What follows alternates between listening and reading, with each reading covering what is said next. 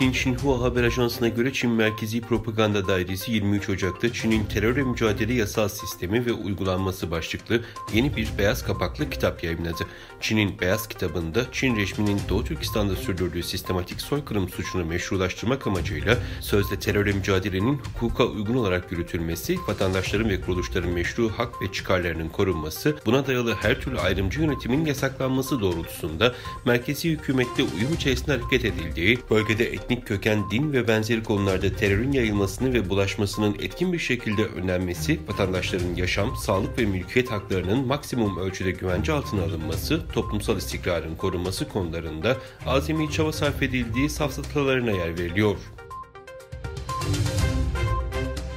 Son zamanlarda Çin hükümetinin Uygur soykırımı ile ilgili ifade veren Uygur ve Kazak tanıkları tehdit etmeye devam ettiği rapor edildi. Bu tehditler ABD'de yaşayan Uygurlar ve Çinli muhaliflere yönelik sınır ötesi zulümlerin bir parçası olarak görülüyor.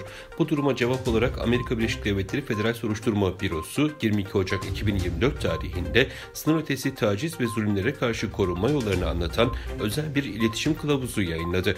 Bu arada Cenevre'de Birleşmiş Milletler İnsan Hakları Konseyi'nin devam eden toplantısına katılan avukat Reyhan Asad, toplantıda Çin'in ulus ötesi baskısı ve buna karşı alınabilecek önlemler üzerine yapılan tartışmalar hakkında bilgi verdi. Bayan Asad, Amerika'daki veya yurt dışındaki eylemlerimiz nedeniyle aile üyelerimizin Çin'deki cezalandırmaları kabul edilemez. Çin'in sınır ötesi baskı uygulamalarını engellemek için özel ve etkili mevzuata acilen ihtiyaç duyulmaktadır şeklinde konuştu.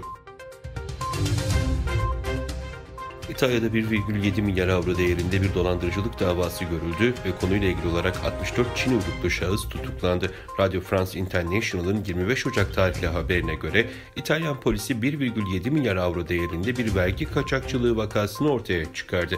Tutuklanan 85 şüpheli arasında Çin'in illegal bankacılık sistemi aracılığıyla sahtecilik ve kara para aklama cinayetiyle suçlanan 64 Çin vatandaşı da bulunuyor. Çin yönetimi İngiliz iş insanının 2022'de casusluk suçlamasıyla 5 yıl hapse mahkum edildiğini duyurdu. Çin Dışişleri Bakanlığı Sözcüsü Wang Wenbin düzenlediği günlük basın toplantısında İngiliz iş insanı ile ilgili soruyu cevapladı. İngiltere vatandaşı Stones'un 2022'de dış güçlere istihbarat sağlamakla suçlandığının tespit edildiğini belirten Wang, Stones'un casusluktan 5 yıl hapse mahkum edildiğini bildirdi. Türkiye'nin İsveç'in NATO üyelik onay sürecini tamamlamasının ardından Kanada'nın Ankara'ya uyguladığı ambargoyu kaldıracağı öne sürüldü. Reuters haber ajansının iki diplomatik kaynağa dayandırdığı habere göre Türkiye ve Kanada aylar süren görüşmelerin ardından Ocak ayında anlaşmaya vardı.